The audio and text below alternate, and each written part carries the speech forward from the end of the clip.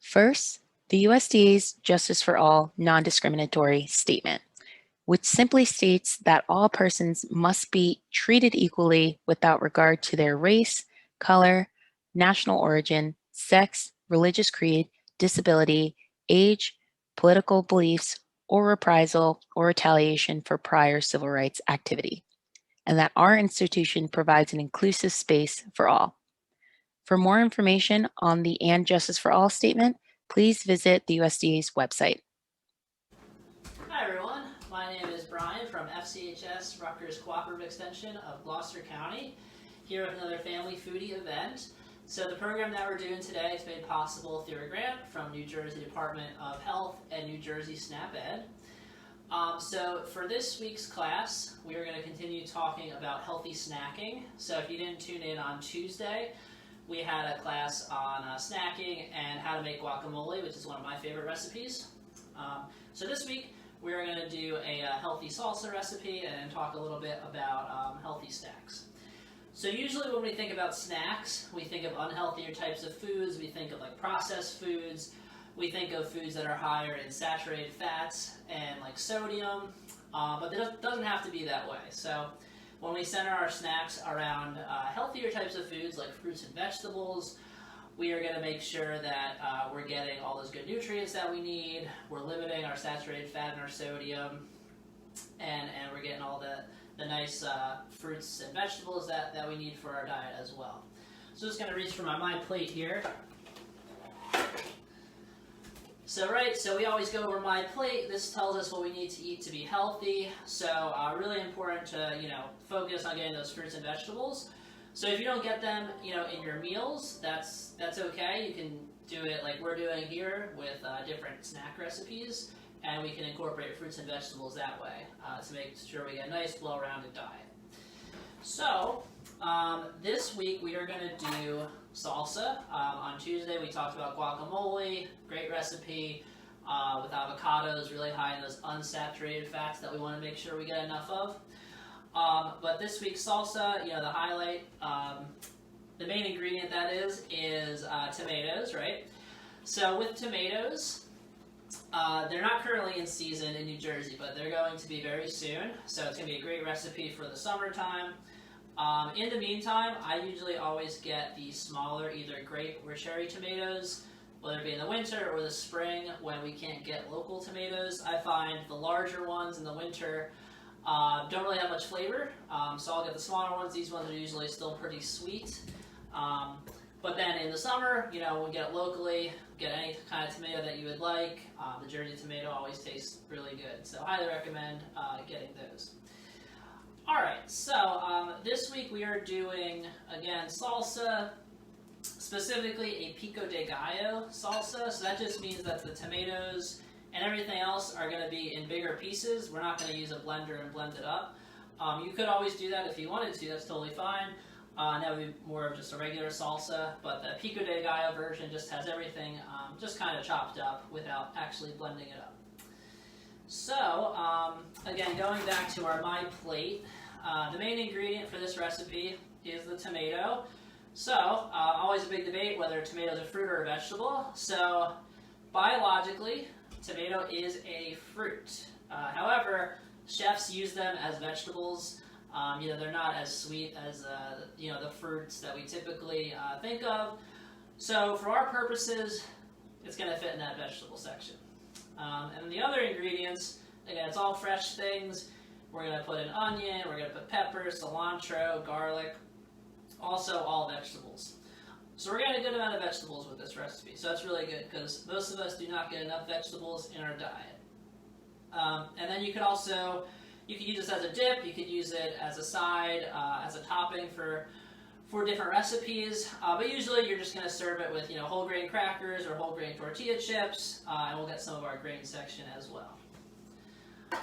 Alright, so I think we can go ahead and get started with our recipe. So this is a real quick recipe. It's a snack. When you're making a snack, you don't want it to take a super long time, and this will stay good also in the refrigerator for a long while as well. So we're pretty much just going to start with our tomatoes. So I chopped most of them up already in this bowl here. So I'm just going to chop just a few more just to show us how to do it. So I'll do maybe just 3. And since these are the smaller ones, they could be a little bit tougher to chop correctly, but it doesn't have to be perfect. I'm just going to go ahead, slice down the middle. Okay, now I have it in half. Typically, you would put it flat down so it doesn't move around. And just do it basically in 4ths like that. Alright, so we'll just go ahead and do a few more of those. I washed my hands right before I started the video, so all good as far as that goes. I made sure to wash all the produce as well. Okay. And always make sure to curl those fingers just so we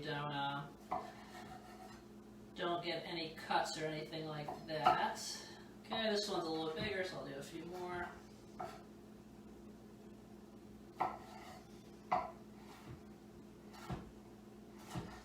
Okay, so I just add a few more tomatoes to our bowl here. So that's our main ingredient, right, in salsa. You can do as small or as large as you want. And again, you could always blend this in the blender if you wanted to. So next up, I just have some chopped up red onion, about ½ a cup, and then also about ½ a cup of bell pepper. You can do jalapeno pepper if you want to add a little more spice. I just happen to have some orange bell pepper lying around.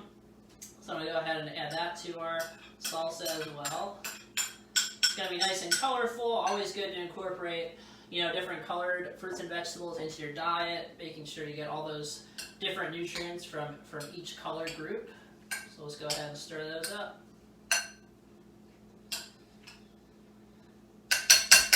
Alright, next up I'm going to add 2 cloves of garlic.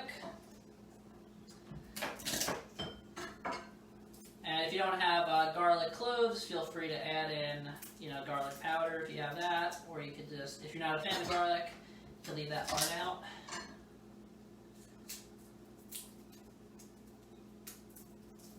Okay. So we got the skin off. I'm just going to use the garlic mincer. You can always use a knife if you wanted to as well. Just kind of squeeze that over the salsa here.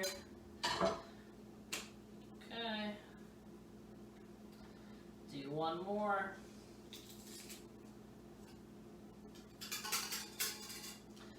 Alrighty. So let's go ahead and mix that up. Okay, so we have our tomatoes, we have our onion, we have our pepper, we have our garlic. Just a few more ingredients. I have about ½ a cup of chopped up cilantro, which is always nice to add in. Get some extra flavor there. We'll go ahead and stir that up just a bit. Alright. I juice 1 lime. I'm just going to go ahead and cut this in half.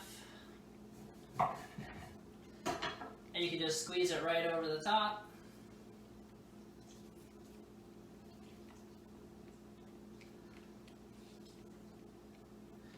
I'm just going to use ½ a lime for now. I'll taste it later and decide if I want to add a little extra lime flavor.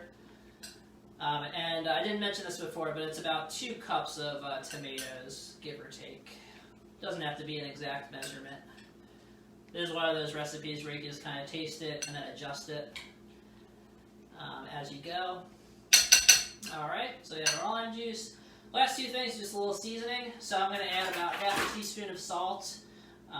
Again, you don't have to add the full amount. You could add a little bit, taste it, and then decide if you want to add more or less.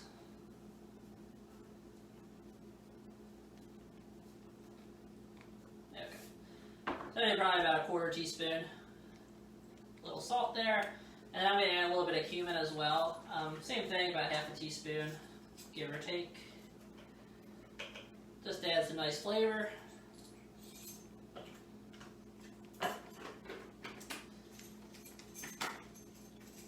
Alright, perfect.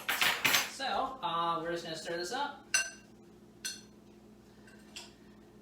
And this is pretty much good to go now. So you can see it's a real quick recipe. It's all fresh stuff. But if you wanted to, you could use canned tomatoes. Just depending what you have, it's really easy to substitute things out. Alright, so this is what it looks like. So you can see it's nice and colorful, has all those good veggies in there. Then you can definitely serve it with like whole grain crackers or whole grain tortilla chips to get extra fiber, which is really important.